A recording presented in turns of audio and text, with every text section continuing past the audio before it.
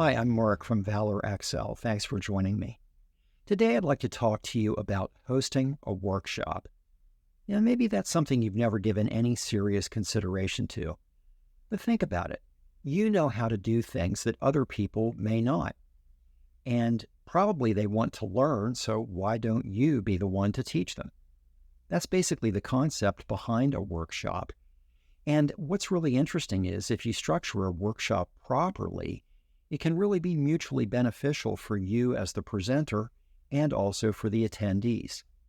If you charge an attendance fee, then that brings revenue into your business. And if you provide information and knowledge sharing with the people who come to your workshop, then you're enriching them and helping them in whatever their pursuit is. It really is a win-win. Sometimes I think people get intimidated at the prospect of hosting a workshop, and there also is a lot of confusion between a webinar and a workshop. What does that really mean? Well, unfortunately, they get used interchangeably. Sometimes people will host a webinar and call it a workshop, but I really do feel like they're in two distinctly separate categories. Now, obviously, webinars have been around for a long time, but it really took the height of the pandemic to make them the universally accepted way to meet at a time when you really didn't have any other option. The advent of technologies like Zoom made it a real practicality, and webinars can be fantastic. One of the cool aspects of them is that people from anywhere on the planet can join. That's a great way for you to expand your reach well beyond the normal constraints of your geographical boundaries. But unfortunately, there are drawbacks to webinars as well. Because they're virtual, they rely heavily on tech. And, well, tech is tech. We've all experienced it. A Zoom call where suddenly the picture freezes or there's annoying lag time. One person comes on talking really loud, the next person is incredibly quiet. And even beyond the technological hurdles, there are also a lot of other things to contend with in a webinar because in any virtual setting, we're just not paying attention the same way that we would be if we were there in person. You know how it goes. You're trying to watch a webinar, you're trying to pay attention, but your cat walks by, your spouse comes into the room to ask you a question. It's one distraction after another, and with all of these things vying for our attention, we wind up not really being engaged the same way that we would if we were sitting in a room with other people. And that's the great appeal of an actual in-person workshop. One of the greatest things about a workshop that's conducted in an actual physical location is the fact that organic conversation will inevitably develop, both during the workshop and after. People will come up and start talking to each other. It's a great way to really connect where you can look someone in the eye while you're talking. You can find out more about them in a way that you simply couldn't in a virtual setting. But there are certain things to take into consideration, some logistical questions if you decide to host an in-person workshop. The first is the location itself. If you don't have your own designated space, then you're looking at probably renting one. So immediately you've incurred a cost, and you'll probably need to offset that by passing some of that cost along in the admission that you charge for the attendance of the workshop. Also, when you're doing something in person, you're bound to be using a little bit different level of advertising and communicating to the public than you would if you were just doing a webinar. So that may mean additional ad costs as well. Now, even beyond how it impacts you, you also have to take into consideration what's going through the minds of people who may be contemplating whether or not to attend your workshop. Now, joining a webinar is easy. You can do that in your pajamas with your dog curled up on your lap.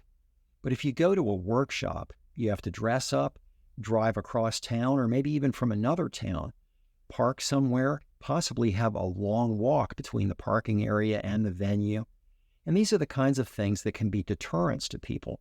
So you need to make whatever your presentation is about so compelling that people will be able to look beyond those inconveniences and determine that they want to be there.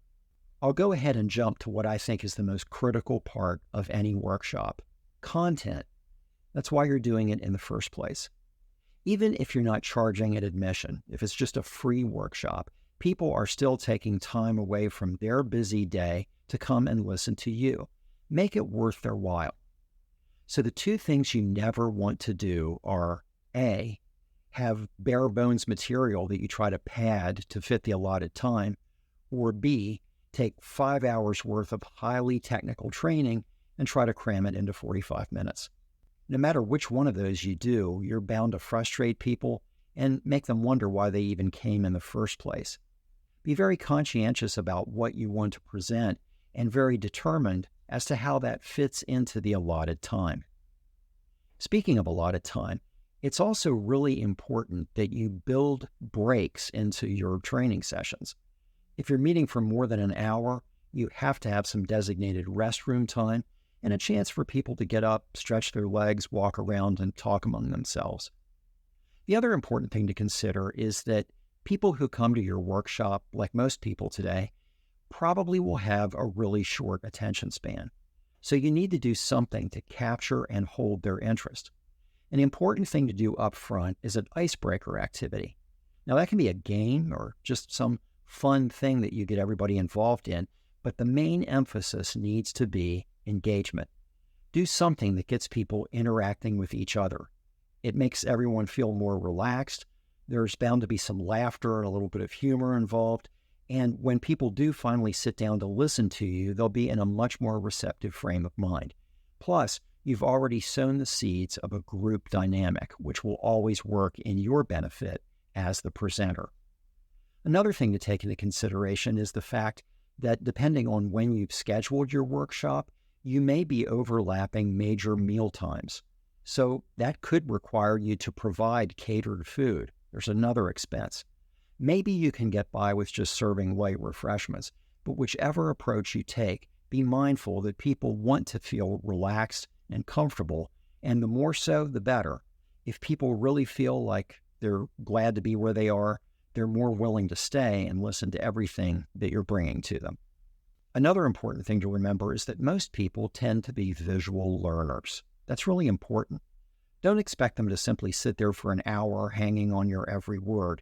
You need to give them something to focus on. So augment your presentation at least with some basic props, and if possible, something like a PowerPoint slideshow, where you can have graphs, charts, data, and even embedded audio and video files. Just remember, the more multimedia you can make your presentation, the more appealing it will be.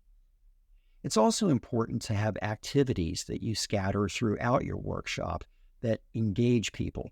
Much like the icebreaker, it's an important way to move them out of just being an audience member and actually becoming an active participant. It's also really important that you have a question and answer session as part of your presentation.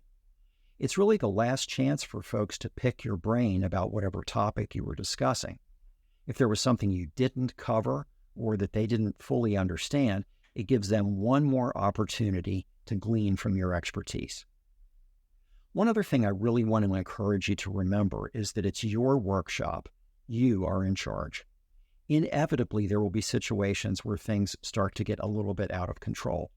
It's okay for people to ask questions during your presentation, but if the same two people over and over again keep asking lengthy questions, or they start sidebarring into long 5-minute discussions, it'll completely disrupt the flow, it will ruin your concentration, and make everyone else feel kind of alienated and disconnected.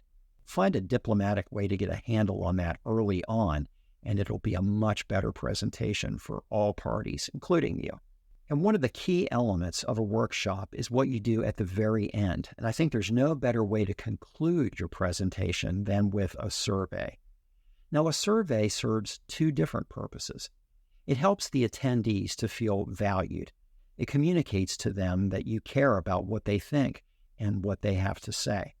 So it gives them the ability to provide their own input in a way beyond anything else they could have done. You can ask specific questions that are multiple choice, and you can also provide essay questions where they can really emote their own opinions and attitudes. Now, the important thing to remember is that taking all of that information isn't just for record keeping, but it's something that you can use to tweak the existing presentation that you just gave or to come up with new workshops. You'll get a really good understanding of what people are looking for, how they respond, and based on that, you can become a better presenter in the future. Now, you can simply hand people a paper survey to complete, but I think a much better approach is to do it digitally. You can use Microsoft Forms to create an online document, house it on your business website, and then provide the link to people via a QR code. That way, on their own time, in their home or at their own office, they can complete the survey when it's convenient for them. People will be a lot more apt to participate if you make it that easy. I really hope that everything we've talked about today has given you some food for thought and inspired you to consider conducting your own workshop. Now, maybe you're sitting there saying, oh my gosh, there's no way we could do a workshop. Our business is a mess. We've got so many problems right now. We can't begin to teach somebody else. Well, if you find yourself in that scenario, I'd like to help. If you click on the link in the description below this video, you can download a free PDF taking your organization's temperature. Complete it, read it very carefully, find out how it applies to you, and you'll start to get a really good perspective on where you are. And you can start making some course corrections based on what you find in taking your organization's temperature. If you did enjoy this episode, please give us a like. In the comments below, let me know what your experiences are. Have you ever hosted a workshop? How have you felt about the ones that you've attended? What was good? What was bad? I'd also like to invite you to subscribe to Valor Excel. We publish new material on a regular basis, and we tailor all of it for small businesses, nonprofits, and organizations to really help them thrive.